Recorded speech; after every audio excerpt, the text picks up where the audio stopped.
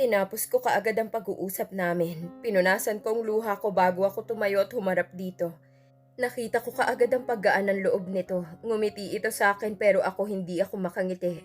Naninikip ang dibdib ko. Inalalayan ko agad itong tumayo upang maihatid ko ito sa guest room. Hindi niya kailangan ng salita kong second chance dahil mahal niya ako. Kami ni Austin. Patunayan niya yon. Ang hirap magtiwala ulit. Ang hirap, nakakatakot. If he truly loved me, then patunayan niya. Hindi ko pa gustong magtiwala. I forgive him. Nagsisi sila at humingi na ng tawad. Maayos na ako doon. Dahan-dahan kong sinara ang pinto ng tuluyan ko na itong naipasok sa guest room. Nakatingin sa akin si Kiel na seryoso. Hindi matanggal ang paningin niya sa akin kahit na unti-unting sumara ang pintuan. Dumiretso ako sa kwarto ko. Sinubukan kong matulog pero hindi ko magawa. Mulat na mulat ang mata ko habang lumilipad ang isip ko. Malapit na mag-umaga pero hindi pa rin ako nakatulog.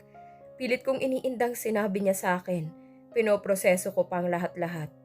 Pilit pang tinatanggap ng sistema ko. Mahal ko siya pero hindi ibig sabihin nun na gusto ko itong bumalik sa amin. Pinalaya ko na ito sa hospital. Handa na akong kalimutan siya dito sa Paris. Handa na akong kalimutan ang pag-ibig ko sa kanya at magsimula kaming dalawa ni Austin pero humabol siya. Nagpaliwanag. Humingi ng tawad at humingi pa ng isang pagkakataon. Kaya heto ako ngayon. Ang gulo-gulo na naman at iniisip ko rin si Austin, ang anak ko. Huminga ko ng malalim at sinubukang ipikit ang mata at nagbabaka sakali nga antukin ako. Pero bigo ako kaya naman kinabukasan puyat ako at dagdagan pa ng mugtong-mugtong mga mata. Pumangon ka agad ako at nasilaw ka agad ako sa araw. Kinuha ko ang phone ko sa side table ng umilaw ito. Tumambad ka agad sa akin ang tawag ni Tita Zoe, Mommy, Daddy, Migs, Ina, at 3 foreign na sinusubukang manligaw sa akin. Hindi ko ito pinansin at nagpunta na lamang sa text message ni Tita. At tumambad ka agad sa akin ang sinabi niyang magsukat ako at may shooting ngayon. Kakauwi ko lang tapos trabaho ka agad. Bumaba ako sa kama at dumiretso sa labas para i-check ang anak ko. Namiss ko tuloy si Manang. Kinuha kasi ito ni Mommy dahil kailangan nila ito. Dumiretso ako sa kusina nang meron akong narinig na nag-uusap. Nasa hamba pa ako ng pintuan nang napatigil ako. I thought it was a dream. Pero nung nakita ko si Kiel na nagluluto habang nakatalikod sa akin, na nakatopless at nakashort lamang. Lumipad ang mga mata ko sa anak kong nasa high chair na bagong gising habang nagbabasa ng mga sangkap ng pagluluto at kung anong dapat gawin. What? Nagulat ako. Halos hindi ako makapaniwala sa nakikita ko. Lumipad ang mata ko sa orasan at 9 a.m. na. Bumalik ang paningin ko sa dalawa. Hindi pa nila ako nakikita dahil nakatalikod ito sa akin. Hindi ko alam kung anong mararamdaman ko. What is next, Austin? Tanong ni Kiel habang nakatalikod pa rin. Totoo ba tong nakikita ko? I can't believe it. Lumipat ulit si Kiel sa kabilang pan. Nag-slice ito ng spices at kung ano-anong sangkap habang nagbabasa ang anak ko. Put some water, Dad. Rinig kong sabi ni Austin pagkatapos basahin ang librong naglalaman ng kung ano-anong pagkain. Are you sure? Humarap na ng tuluyan si Kiel dahilan para magtama ang mga mata namin. Nagulat ito nang makita ako at doon ko lang napagtanto na kumakain sila ng cookies. Napatingin din sa akin ang anak ko. Hindi ko lang alam kung paano nangyari to. Dahan-dahan ako naglalakad palapit sa kanila. Good morning, sleepyhead. Nagulat ako at hindi ko alam kung anong sasabihin ko. Anong nangyayari? Pinagmasdan ko si Kiel at naabutan ko itong kinagatang pang-ibabang labi nang pinasadahan niya ng tingin ng katawan ko. Bumaba ang mata ko sa katawan nito at meron pa ring band-aid. Bumalik ang mata ko sa anak kong ngumunguya ng cookies. Habang palipat-lipat ang tingin sa amin ni Kiel. I sighed. Nilapitan ko ito at hinalikan sa pisngi. Hindi ko alam kung ano nangyari at bakit nagkakaganito.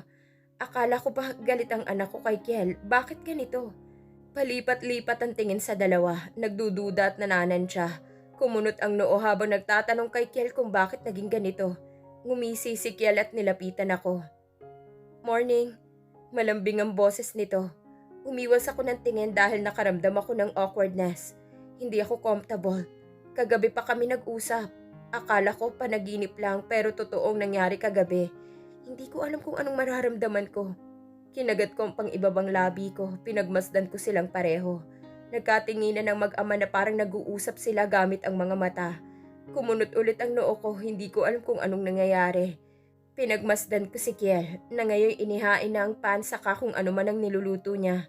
Hindi ko matanggal ang paningin sa kanila. Let's eat, nakangiting sabi ni Kiel.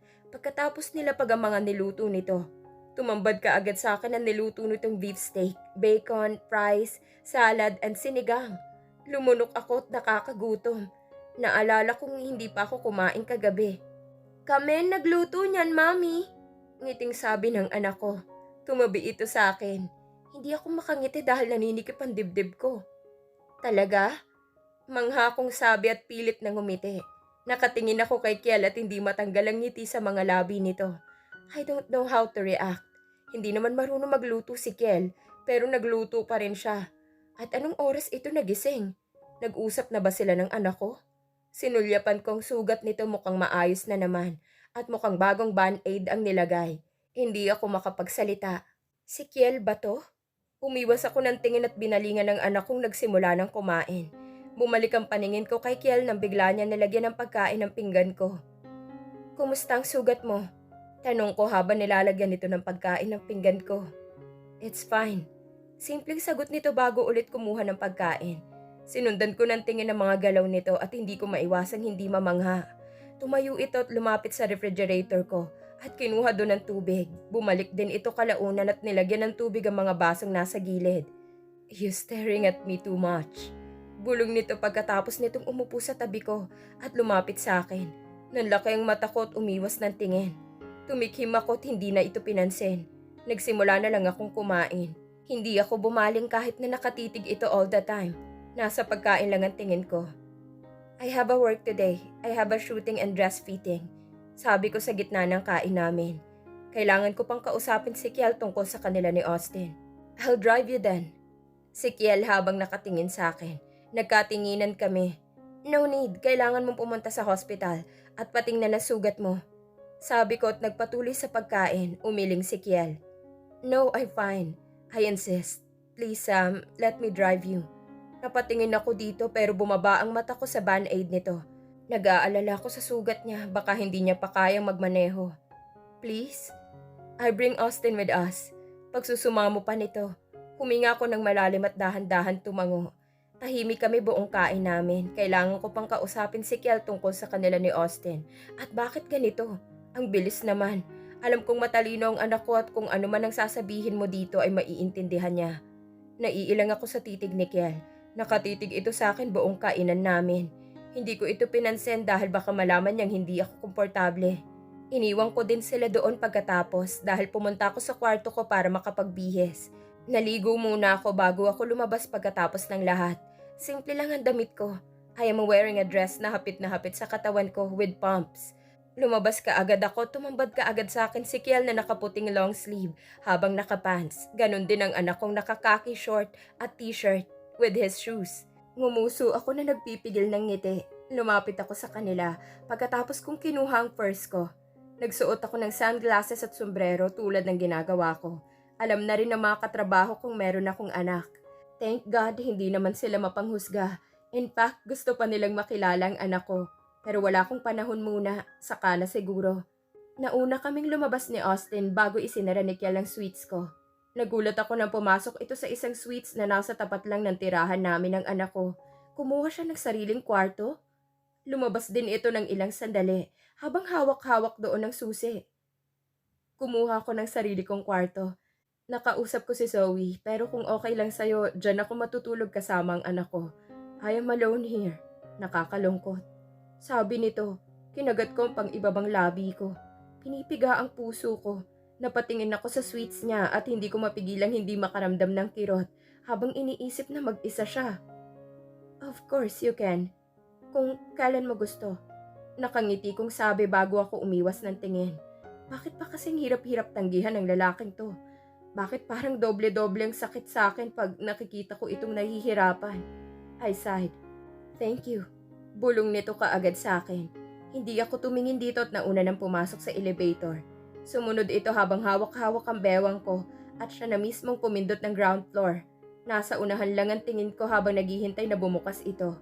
Hanggang ngayon hindi ko pa nakakausap si Mommy at ang mga tao dun sa Pilipinas. Mamaya na lang siguro pagkatapos ng trabaho. Hindi ko pa alam kung ano nangyari sa Pilipinas. Hindi ko pa nakausap si Mommy tungkol sa pag-uusap nila ni Danica at tungkol sa kapatid ko. Saka na lang siguro pag maayos ng lahat. Ang lahat-lahat, lalong-lalo na ako. Lumabas ka agad ako nang bumukas ang lift. Nanatili ang kamay ni Kiel sa bewang ko at hinayaan ko yon. Hawak-hawak ni Kiel ang anak ko. Ang daming nakatingin sa kanila sa bawat taong dumadaan. Nakakaagaw naman talaga sila ng atensyon. Lumabas ka agad kami at meron ka agad humintong isang luxury car sa harapan namin. Lumabas doon ang isang valet at lumapit kay Kiel. "This is your spare key, sir." Inabot nitong susi. Nagpasalamat si Kiel. Nagulat ako dahilan para matanggal ko pang sunglasses ko. "I bought a new car." Ngisi nitong sabi nang makita ang muka ko. Naunang pumasok si Austin sa likod bago ito umaya sa akin. Ang mahal nito at talagang bumili pa ng bagong kotse. "Let's go." "Oh." Pinagbuksan ka agad ako ni Kiel ng pintuan.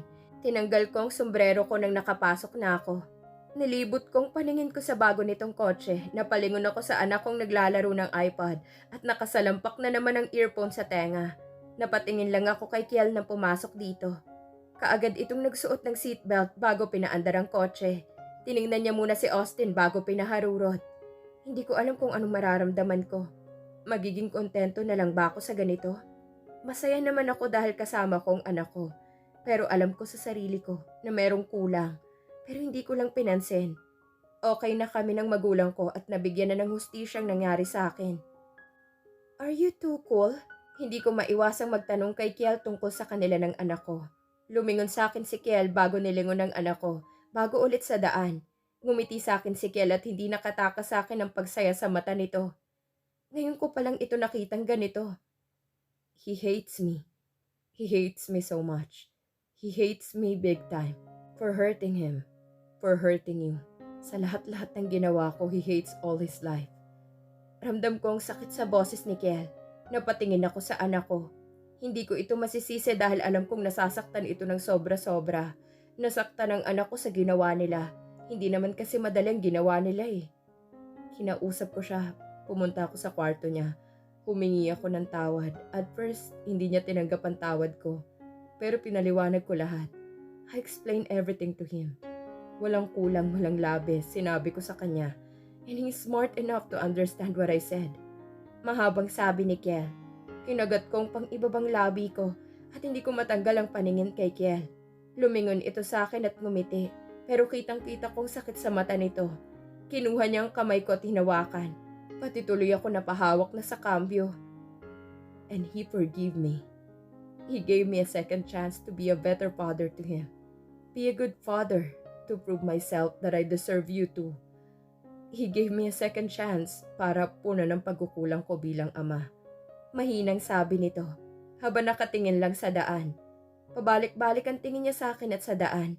Nangingilid ang luha ko pero kinurap-kurap ko na lang ito upang hindi na tumulo. Tiningnan ko ulit ang anak kong nakatingin na rin sa akin. Palipat-lipat sa amin ni Kiel. Ngumiti ako dito at ganun din ang anak ko. Parang may humaplos na mainit na kamay sa puso ko. Bumuntong hininga ko at napatingin kay Kiel. Kitang-kita ko sa mga mata nito ang pagsisisi. Kahit nung sinabi mo kagabi sa akin, did you tell him? Tumango agad si Kiel at bumaling sa akin bago ngumiti. Dahan-dahan akong tumango. This is all I want. Ang magkaayos ang mag-ama. Pangarap ko noon na tanggapin ni Kiel ang anak namin. Isa na lang ang mission ko. Nagsalita ito ng ilang sandali. Kumunot ang noo ko. Mission? Pero bago pa ako makatanong, ay huminto ang kotse sa building. Tinanggal ko ang seatbelt ko. Binalingan ko ang anak ko at lumapit dito upang makahalik. I'll see you later. Enjoy! Sabi ko bago bumaling kay Kiel na nakatingin sa akin. Don't bother for your lunch. I'll come to you after my meeting through my laptop and we'll eat together.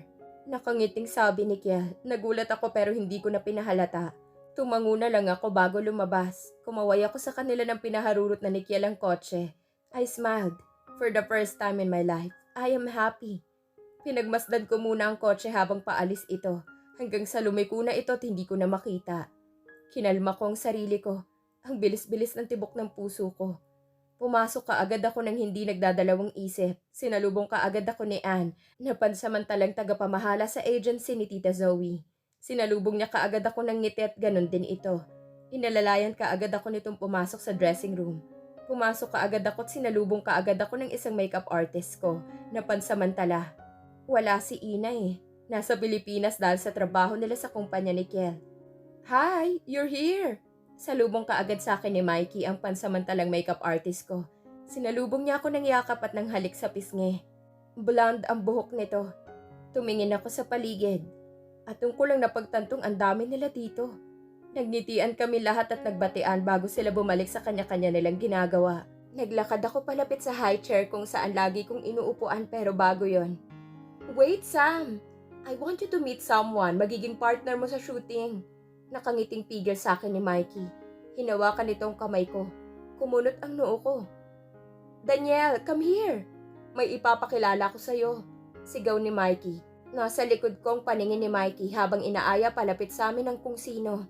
Bumaling din ako sa likod ko at tumambad kaagad sa akin ang nakatopless na lalaki. Nagtama kaagad ang mata naming pareho. He's handsome and hot. Kaya laglag ang panga ng kasamahan kong model dito. Habang nakatingin sa katawan nito, huminto ito sa harapan namin. Hindi matanggal ng lalaki ang titig nito sa akin. Ano bang problema ng lalaking to? Samantha, I want you to meet Daniel Tan, ang bagong pasok na model. And Daniel, I want you to meet the Ford model, Miss Samantha. Nakangiting sabi ni Mikey. Naglahad ng kamay yung Daniel sa akin.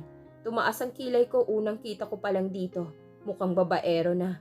Huminga ako ng malalim. Tinanggap ko ang kamay nito. I'm Daniel. It's nice to meet a beautiful woman like you. Nakangiting sabi nito. Ngumiti ako pabalik. Samantha, simpleng sabi ko bago ko kinuha ang kamay ko. Umiwas ako ng tingin at ibinalik ang paningin kay Mikey na malaki ang ngiti. Okay, everyone, let's start. Anunsyo ni Anne. Bumalik ako sa upuan ko at hindi na nilingon yung Daniel. Napatingin ako sa phone ko nang umilaw ito tumambad sa akin ng message ni Kel at yung mga taong nasa Pilipinas. Nagsimula akong sukatan at make-upan habang abala ako sa pagsasagot ng mga text sa akin ng anak ko at ni Kel. Sana ganito lang palagi. Ilang oras din kami nagsukatan dahil marami kami. Malapit na mag-lunch kaya naman nagsimula na kaming mag-shooting. Umakyat ako sa stage at ganun din yung Daniel. Nakasimangot ako habang ang laki ng ngiti nito. Huminga ako ng malalim at gawin na lang ang trabaho para matapos na. Sam and Daniel, pwesto! Sigaw ng photographer na hindi ko alam kung sino. Mukhang bagong pasok din. Sam, face us! Daniel, lumapit ka sa likod ni Sam.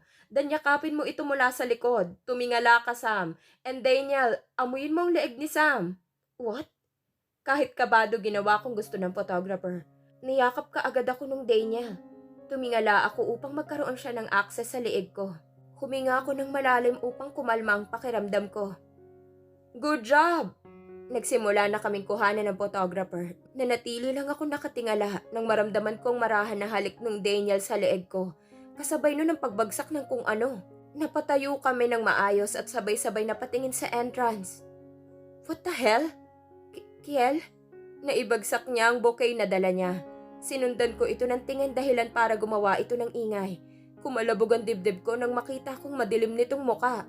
Nakaigting ang panga at nakakuyom ang kamao habang nakatingin kay Daniel na nasa likod ko lang. Kinagat kong pang ibabang labi ko. Lumapit ito sa amin habang nakakuyom ang kamao at madilim ang muka na parang gustong manapak. Hindi lang parang mananapak talaga.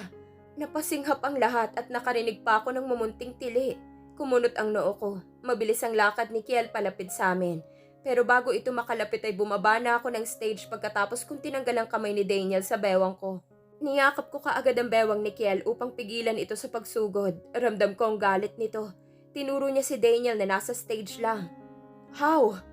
How dare you touch and kiss her in front of me? Parang kulog na sabi ni Kiel. Tumindig ang balahibo ko nang marinig ko ang galit nitong boses. Nakaigting ang panga nito habang madilim ang paningin kay Daniel. This is the first time I see him angry because of jealousy. Alam kong selos ito dahil hindi naman ito magkakaganito kung hindi. Pinigilan ko si Kiel at tiningala ko ito. Kiel, please, let's go. Marahang sabi ko at sinubukang hilain ito palabas ng building. Nakatingin ako sa bulaklak na nasa sahig na ngayon kumalat ng mga roses. Come on, pare. It's just a work and the kiss is an accident. Rinig kong natatawang sabi ni Daniel. Damn him. Mas lalo kong pinigilan si Kiel nang maramdaman kong mas lalo itong nagalit. Please, let's go. Mahinang sabi ko pero hindi nakinig. Yes, it's work, but kissing Samantha's neck is not a part of the work. Mariing sabi nito na mas lalong gustong sumugod. Shit, ano bang gagawin ko sa lalaking to? Napatingin ako sa paligid at tumambad sa akin ang laglag nilang panga habang nakatingin sa amin. Tiningala ko si Kiel. Matangkad ako pero mas matangkad si Kiel. Let's go, please. It's just an accident. Magpapaliwanag ako. Bulong ko dito. Napatingin sa akin si Kiel. Pero lumipat ang mata nito sa leeg ko. His jaw clenched again at mas lalong dumilim ang mata nito. Let me punch this guy. Galit na sabi nito. Nanlaking mata ko, tiningnan itong hindi makapaniwala. Kiel, ano ba? Ang OA mo, halik lang yun. Paano pa kaya pag nakita mo ang pagsasamantala nila sa akin? Bigla kong naitikom ang bibig ko dahil sa sinabi ko. Natigilan si Kiel. Nanigas ito. Dahan-dahan itong tumingin sa akin at mas lalo kong nakita ang galit nitong muka. Kinagat ko ang pang-ibabang labi ko. Mukhang ginalit ko pa ata. Nag-igting ang panga nito at tinalikuran kaming lahat. Tiningnan ko ang likod nito. Bawat hakbang nito ay parang may diin. Napatingin ako sa mga kasamahan ko dito na hanggang ngayon, laglag pa rin ang mga panga. What is that? Si Mikey parang kababalik lang sa ulirat. Ngumiti ako ng pilit at humingi ng paumanhin. I'll be back, kakausapin ko lang. Ngiti kong sabi. No need, Sam. Ayusin mo yon. Is that your boyfriend? Pati mo kasi sinabi ka agad. Sabi ni Ann, tumango si Mikey. Hanggang ngayon nakatingin pa rin sila sa dinaanan ni Kiel. No. He's just a friend of mine. Hilaw kong ngiti. Umiling si Mikey at ngumisi. Friends, ha? Kumakaselos, parang papatay. Umiling ako at hindi na pinansin yon. Nagpaalam ako sa kanila bago ako lumabas. Kinuha ko ang bulaklak na dala ni Kiel at tuluyan ng lumabas. Lumabas ka agad ako pagkatapos kong kinuha ang bulaklak. Parang pinipiga ang puso ko habang nakatingin sa bulaklak. Hinanap ng mata ko ang kotse ni Kiel at nakita ko ito sa hindi kalayuan. Huminga ako ng malalim at dahan-dahan naglakad palapit doon. Lumipat ang mata ko nang bumukas ang driver's seat at lumabas siya doon. Suplado itong naglakad upang pagbuksan ako. Nakaigting ang panga nito at madilim pa rin ang muka. Naglakad ako palapit nang pinagbuksan niya ako ng pinto. Siya na nga itong mukhang galit tapos pinagbuksan pa ako. Pumasok ako pero hindi ko matanggal ang mga mata ko dito kahit na isinara na niya ang pintuan. Umikot ito bago pumasok sa driver's seat at sinuot ang seatbelt. Kumunot ang noo ko nang meron siyang kinuha sa likod at tumambad sa akin ng itim na jacket. Binigay niya sa akin yun nang hindi niya ako tinitingnan. Wear this, he said coldly. Ngumuso ako, nagpipigil ng ngiti. Sinunod ko ang sinabi niya, sinuot ko ang jacket niya bago niya ito pinaharurot. Hindi ko matanggal ang paningin sa kanya. Nasa daan lang ang mga mata nito at hindi man lang lumingon sa akin. Madilim ang paningin nito habang nakatingin sa daan. Mas lalong naging gwapo kapag galit. Sinubukan kong wag mangiti pero hindi ko napigilan. Sumilay talaga ang ngiti ko sa mga labi ko. Where are we going? Mahinang sabi ko, hindi ito sumagot. Ngumuso ako bago ko hinawakan ang kamay nitong nasa kambyo. Kiel, come on. Aksidente lang ang halik na yon. Marahan kong sabi. His jaw clenched tightly, like he's controlling something within himself. Suplado itong umiwas ng tingin. Kinagat ko ang pang-ibabang labi ko. My heart hammered, making me flinch. It hurts so much. Parang gustong kumawala sa ribcage ko. I sighed. Bago pa ako makapagsalita ulit ay huminto na ang kotse. Napatingin ako sa paligid at doon ko lang napagtantong nasa Eiffel Tower kami. Kumunot ang noo ko. Anong ginagawa? Hindi ko natapos ang sasabihin ko nang lumabas na pala si Kiel. Ngumuso ako, suplado. Mas maganda dito kapag gabi. Pinagbuksan ulit ako ni Kiel ng pinto bago niya hinawakan ang bewang ko at nagsimulang naglakad. Tiningnan ko ang malaki niyang kamay habang mahigpit na nakahawak sa bewang ko. Tiningala ko ulit ito at hindi pa rin humupa ang galit sa mukha nito. Ito yung unang nagalit ito dahil may humalik na iba sa akin. Sabihin na nating nagalit ito nang akala niya meron akong kaniig na iba. Pero this is different. Ngayon ko lang nakita.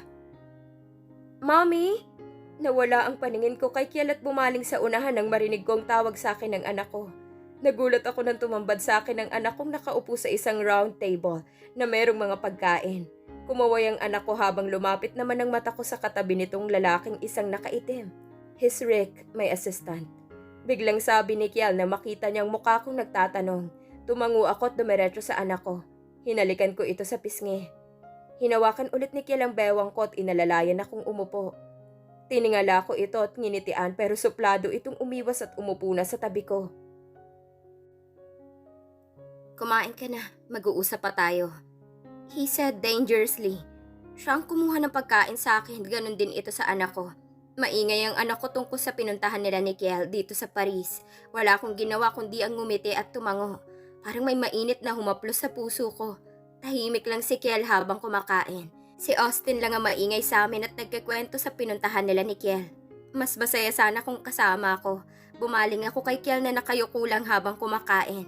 Tahimik ito pero hindi naman halatang nawalan ito ng gana. Buong kain namin tahimik ito at hindi man lang nagsalita. Tumatango lang kapag tinatanong ng anak ko pero kapag ako ang nagtatanong hindi sumasagot. Hanggang sa pag-uwi namin sa hotel, tahimik pa rin. Hindi na ako bumalik sa trabaho ko dahil yun naman ang gusto ni Naan. Hindi ko tinantanan si Kiel ng titig. Maingay pa rin si Austin kahit na nakapasok na kami sa suites namin. Nilapag ni Kiel si Austin sa sopa nung nakapasok na kami. Nanatili akong nakatayo habang nakatingin sa kanya. Kailangan kong magpaliwanag. Bakit kailangan ako yung... whatever. Naputol ang pag-iisip ko nang pumasok si Kiel sa guest room. Pagkatapos halikan at nakapagpaalam sa anak ko. Take a bath now, Austin. Bilin ko dito bago ako sumunod kay Kiel. Kailangan kong magpaliwanag. Parang naging baliktad ata kami ng sitwasyon. Binuksan ko ang pinto ng guest room at naabutan ko itong nagtatanggal ng button sa cuffs ng long sleeve nito. Nanuyo ang lalamunan ko. Kiel? Marahan kong sabi bago dahan-dahan lumapit. Umiwas ito ng tingin at dumiretso sa bag nito. Hinalughog niya ito at bago inilabas doon ng isang t-shirt. Kiel, galit ka ba? Aksidente lang ang halik na yun. Saka, hindi ka ba nasanay? Trabaho ko yun. Mahina akong sabi. Kinagat ko ang pang-ibabang labi ko. Saka yung kiss, aksidente lang. At paano pa kaya kung... nakita mo yung nangyari sa akin noon, 5 years. Hindi ko natapos ang dapat kong sabihin nang bigla niya akong hinigit ng yakap. Narinig ko kaagad ang malutong nitong mura. Huwag mo nang ipaalala sa akin yun, mababaliw ako. Galit nga ako nung akala ko nakipagniig ka sa iba. Yung pa kayang pagsamantalahan ka ng 3 lalaki. Dahil gusto ko silang patayin ng paulit-ulit hanggang sa maubos ang galit ko. Hindi ko sila mapatawad sa ginawa nila sa'yo at habang buhay kong sisisihin ang sarili ko dahil wala akong nagawa para iligtas ka. Ramdam kong sakit sa boses nito. Mas lalo niya akong niyakap. Nangilid ang luha ko. Pinatay mo nga ang tawag nila. Mahinang sabi ko pero hindi ko natuloy dahil mas lalong humigpit ang hawak nito sa akin. Hindi ko sila pinatayan ng tawag. Si Sofia, kinuha niyang phone sa akin. I'm sorry. I'm really sorry. Tumulo ang isang butil kong luha pero kaagad ko din itong pinunasan. Naninikip ang dibdib ko. I'm sorry. Kumalas ito ng yakap at tiningnan ako. His eyes slipped on my neck. His jaw clenched again. Hinaplos niya ang leeg ko kung saan ako hinalikan ni Daniel. Narinig ko kaagad ang mura nito. Madilim ang tingin nito sa leeg ko bago ito yumuko. Nagulat ako sa ginawa ng isiniksik niya ang ulo sa leeg ko at pinatakan ito ng halik. What are you doing? Tanong ko. Ngumisi lang ito. Ha? Nanlaki ang mata ko at nanindig ang balahibo ko. Let me clean you. Let me kiss you. Palitan natin ang halik at hawak ng mga gagong yun sa'yo. Halik kong punong-puno ng pagmamahal para wala ka ng ibang maisip kundi ako lang. Ako lang, Sam. Ako lang. Umatras ako sa sinabi niya. Let me mark you. Papalitan ko ng halik kong mga halik ng mga hayop na yon. Ng mga nagsamantala sa'yo. Para wala kang ibang maisip kundi ako lang. He kissed me. He kissed me last night. He marked me like what he said. Hindi ko alam kung anong mararamdaman ko. At first, I don't like his idea. Dahil wala akong ibang naaalala kundi yung mga halik at hawak sa akin ng mga hayop na yon. Nangingilid ang luha ko habang hinahalikan ako ni Kiel ng marahan. At dahan-dahan na para bang natatakot itong masaktan ako. Sa halik niya ramdam kong pagmamahal nito. Ramdam kong pag-iingat.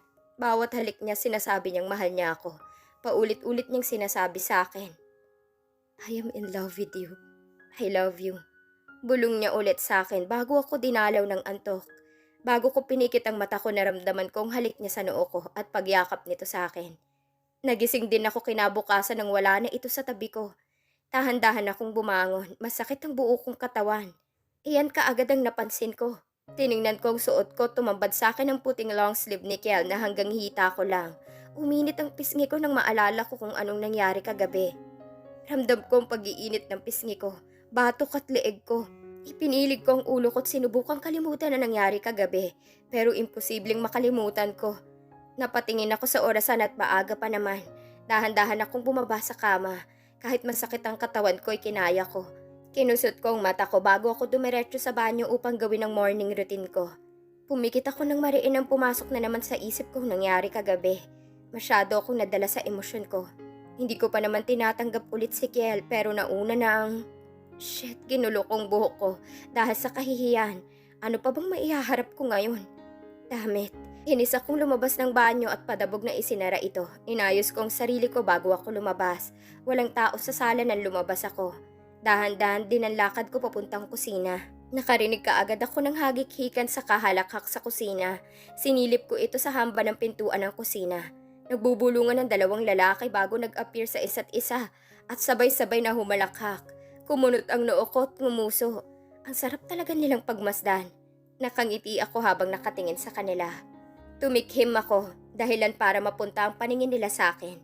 Nawala ang tawa nila at tanging ngiti na lang ang nakikita ko sa dalawa. Kumunot ang noo ko at tiningnan silang nagtatanong. How's your sleep? Hindi na kita ginising kasi mukhang napagod ka. Mapanokso nitong sabi. Uminit ang pisngi ko nang maalala ko kagabi. Maayos naman. Simpleng sagot ko at hindi na nagpahalata. Tumikhim ito at ngumisi bago ako ginayang umupo sa high chair na kung saan nakaupo ang anak ko. Kumakain ng cookies at nakatingin sa amin. Hinalikan ni Kiel ng marahan ang labi ko bago dumiretso sa kusina. Nagulat ako at mas lalong uminit ang pisngi ko. Pakiramdam ko hindi ako masasanay sa ganito. Kinagat kong labi ko bago ako umiwas ng tingin sa anak kong nakangisi. Sasama ako sa trabaho mo, babantayan na kita. Biglang sabi ni Kiel habang nilalantakan nila ang pagkain na luto na naman nila. Paanong trabaho niya? I have no meetings today so I'm free. Dagdag niya nang makita niyang mukha kong nagtatanong. Uminom ako ng tubig. Seryoso ba to? I'm serious. He chuckled and pinched my nose. Nagulat ako, nababasa niyang iniisip ko. Tulad ng sabi ni Kiel, sumama ito sa akin sa shoots ko at nagbabantay. Sumama ito sa trabaho ko. Nagulat sila dahil kasama ko ito. Pinaupo ko si Kiel sa upuan na kaharap ng stage. Hindi naman ito nagreklamo. Maayos ito ng upo kapag nakikita ako. Lahat ng tao nakatingin dito. Nakarinig pa ako ng tilian at bulungan. Boyfriend mo? Mga tanong nila sa akin nang nakapasok ako sa dressing room. Ngumisi ako at hindi na sumagot. Dumiretso na lang ako sa upuan ko upang simulan na ang trabaho. Ganun na nangyari araw-araw. Lagi kong kasama si Kiel sa trabaho ko at kung saan man ako pupunta. Lagi kong kasamang kumain at paminsan-minsan kasama ang anak ko. Nagmumukha ko tuloy PA si Kiel dahil sa pagsunod nito sa akin. Pero wala naman itong pakialam kung anong iisipin ng mga tao. 2 buwan itong nag-leave sa kumpanya niya. Tulad ng sabi niya, nag-focus ito sa amin. Wala siyang ibang ginawa kundi ang samahan ako at pagsilbihan kaming dalawa ni Austin. Tulad ng sabi niya, bumawi ito sa amin. He never asked me again about the second chance. Pinaramdam niya lang sa amin na kung gaano kami ka-espesyal dito. Siya yung naging cooker namin. Siya yung naging tagalinis na kailanman ay hindi ko mapaniwalaan. Hindi ito marunong sa gawaing bahay pero nagawa niya. Wala itong ibang inatupag kundi kaming dalawa ni Austin. 2 buwan namin itong kasama sa Paris. He's unbelievable. Bagong Kiel ang kasama namin ngayon. Lahat ng oras niya ibinigay niya sa amin. He's so sweet na hindi talaga ako makapaniwala. He's changed a lot at nakita ko ito sa 2 buwan naming pagsasama. Mas lalo silang naging malapit ng anak ko dahil sila naman itong laging magkasama. Walang araw na hindi namin ito kasama. Walang araw na hindi niya pinaramdam sa amin na pangalawang priority niya kami. Kami ang laging nauuna. Humingi din siya ng tawad tungkol sa nangyari sa amin. Sabik lang, I'm sorry. Let's take it slow then. He said because he know that I'm still scared. Parang merong mainit na kamay na humaplo sa puso ko. Lagi niya sinasabi ang salitang I love you sa umaga at sa gabi-gabi, sa lahat-lahat. Sa guest room pa rin ito natutulog at paminsan-minsan sa kwarto ng anak ko. At minsan rin iisang kama lang kami matulog. My little family. Tumulo ang luha ko dahil sa sobrang kasiyahan. Pinagmasdan ng mag-ama kong mahimbing ng tulog. Ginawang una ni Austin ang braso ni Kiel, magkamukhang magkamukha sila, pati pagtulog. Napangiti ako, I am contented with this. Hinalikan ko sila pareho sa noo bago ako tumabi sa anak ko. Gaano man kahirap ang buhay, gaano man kasakit, kalungkot, hinagpis, kirot ang nararamdaman mo, ay meron namang saya, kagalakan at katahimikan at kapayapaan na nag-aabang sa'yo sa unahan. Sa bawat sakit na naramdaman mo, asahan mong may nag-aabang sa'yo na kasiyahan sa unahan. Welcome back! After 2 months, nakabalik kami sa Pilipinas. Sinalubong kaagad kami ng magulang ko. Magulang ni Kiel at sina Tita Zoe. Sinalubong namin sila ng yakap at halik. I miss you too, Dad. Nakangiting sabi ko nang niyakap ako ni Dad and about my sister. She's dead dahil meron daw itong sakit. Hindi na muna dinalaw ni na Mom sina Danica dahil hindi ulit handa ang magulang ko sa pagharap sa kanila. Si Danica ang kumuha sa kapatid ko nung bata pa lang ito. Dinala niya ito sa ampunan at doon din namatay ang kapatid ko. Hindi ko masisisi ang magulang ko. Napatawad na nila si Danica pero nung nalaman nila kung anong ginawa ni Danica sa kapatid ko, ay hindi ko na alam. Dumiretso kami lahat sa bahay ng magulang ko. Namiss kong bahay na ito at ang kwarto ko. Ganun pa rin ang itsura ng kwarto ko at hindi ito pinakailaman ni na Mommy at Daddy nung nawala ako. Marami akong namiss sa bahay na to.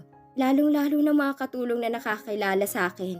Nagulat pa nga ang isang bagong katulong na makita ako ulit dito. Tinawanan kong itsura nito nang hindi maipinta ang muka dahil sa gulat. Naganda ang magulang ko ng kaunting salo-salo. Hindi naman talaga sana muna ako babalik sa Pilipinas. Pero dahil mapilit ang anak ko, pinagbigyan ko na. Meron daw kasing gagawin ng daddy niya dito. Nagtataka ko kung ano yun kasi wala naman sinabi sa akin si Kiel. Samantha, welcome back! Kamusta sa Paris? Biglang sulpot ni Kyron. Oo nga pala, sa Paris kami unang nagkakilala ni Kyron. Nasa kusina ako ngayon habang nagbe-bake ng cake. Ganun pa rin, ngiti ko bago ko ito niyakap. Hands off! Napahiwalay kaming dalawa ni Kyron nang biglang nagsalita ng malamig si Kiel. Masama ang tingin nito sa kaibigan. Tinaas ni Kyron ng 2 kamay hudyat ng pagsuko. Yakap lang yun. You're so possessive, Valerian. Natatawang sabi ni Kyron bago kami iniwan dito. Tumawa ako ng mahina nang makita kong iritadong mukha ni Kiel. Ngumuso ako at kinagat kong pang-ibabang labi ko. Walang kasing saya ang gabing yon. Humingi din ng tawad sa akin ng magulang ni Kiel noong ininsulto nila ako. Ngumiti ako dito at pinatawad sila.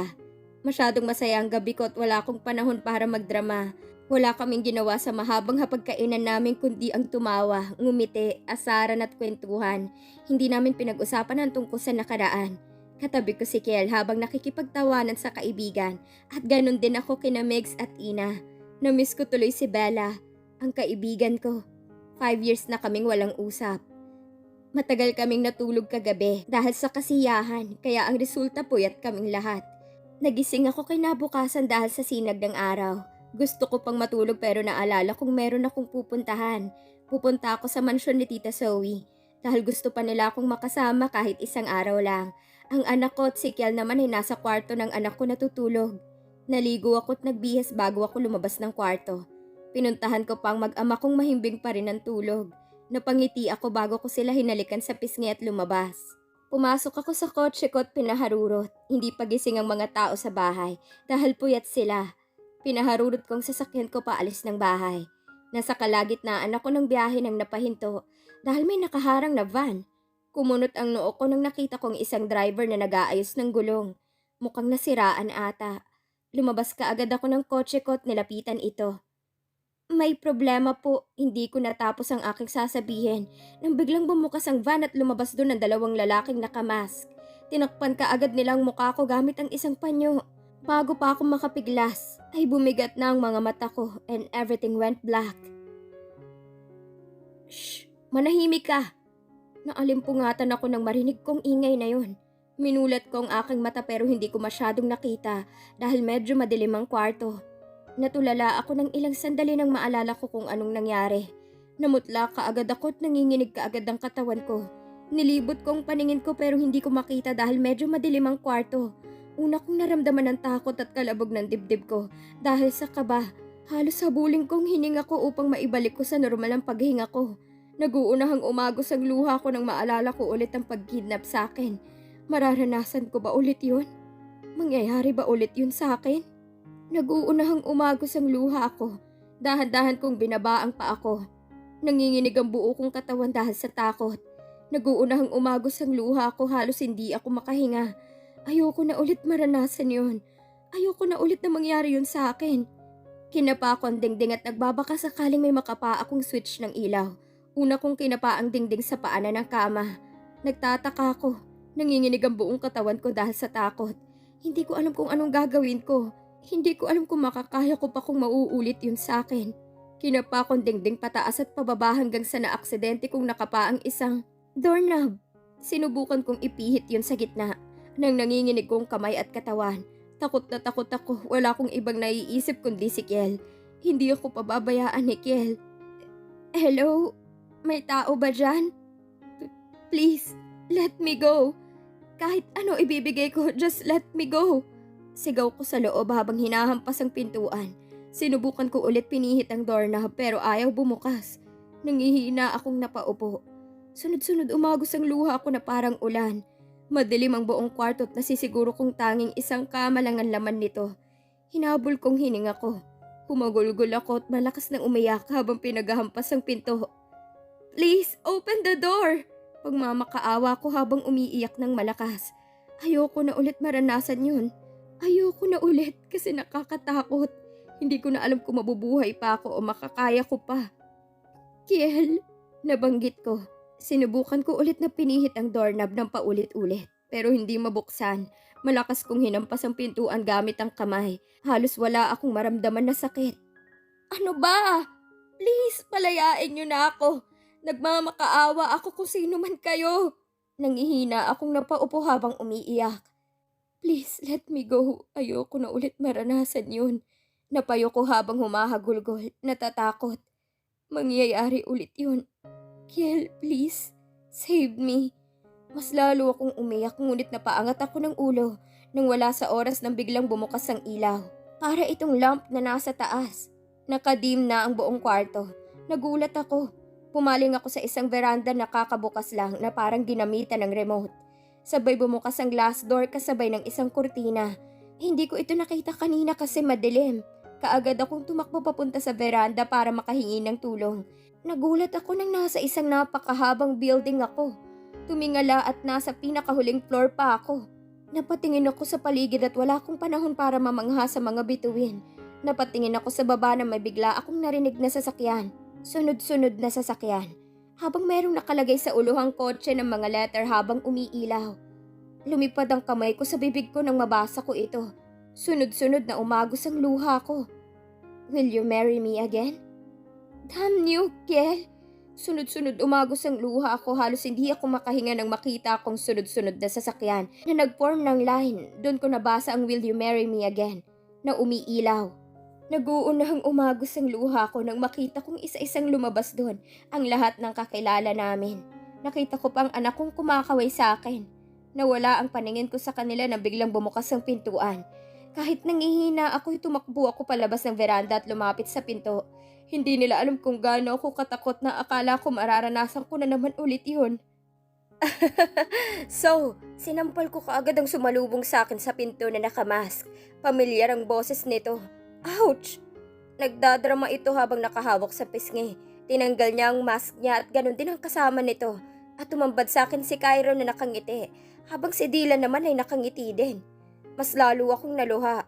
Nanikip ang dibdib ko, hindi ko sila pinansin. Naiinis ako sa ginawa nila. Hindi ko gustong ginawa nila, hindi nila alam kung gaano ako katakot. Pumasok kaagad ako sa elevator nang paulit-ulit pinindot ang ground floor. Mas lalo akong humagulgol, umiiyak ako sa loob ng elevator. Hindi nila alam kung gaano ako katakot, hindi nila alam. Akala ko mauulit na naman, akala ko mararanasan ko na naman. Pinipiga ang puso ko at halos hindi na ako makahinga dahil sa matinding pag-iyak. Tumunog ang elevator hood at nasa ground floor na ako. Bumukas ito at hindi ako nagdalawang isip na tumakbo. Tumambad ka agad sa akin ng mga empleyadong malaking ngiti sa akin. Nag-uunahang umagos ang luha ko. Hindi ko sila pinansin na tumakbo palabas. Nasa loob pa ako na natanaw ko si Kiel na naka-long sleeve and pants na may dalang bulaklak.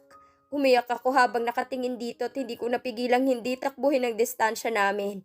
Sinalubong ako nito ng yakap pero ako sinampal ko ito at sinapak. Hindi ito nanlaban. Hinayaan niya akong saktan ko siya. Nakakainis ang lalaking to.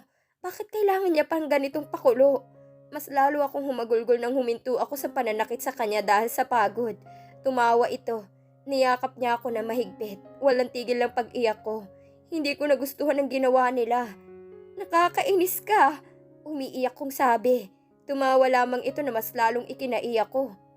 I'm sorry, pakulo ito ni Kyron. Natatawa nitong sabi. Niyakap niya ulit ako ng mahigpit pero habang ako naman ay mas lalong naiiyak. Shh, I'm sorry. Pinunasan ni Kiel ang luha kong patuloy sa pag-agos. Kahit anong punas niya sa luha ko ay umaagos pa rin. Kung noon ay nasisiyahan akong umiiyak ka pero ngayon, para kong pinapatay Sam, so please stop crying. Bulong nito. Umiling ako at mas lalong naiyak. Nagbara ang lalamunan ko at hindi ako makapagsalita. Hinalikan ni Kiel ang noo ko bago ito umatras ng 2 beses. Kumunot ang noo.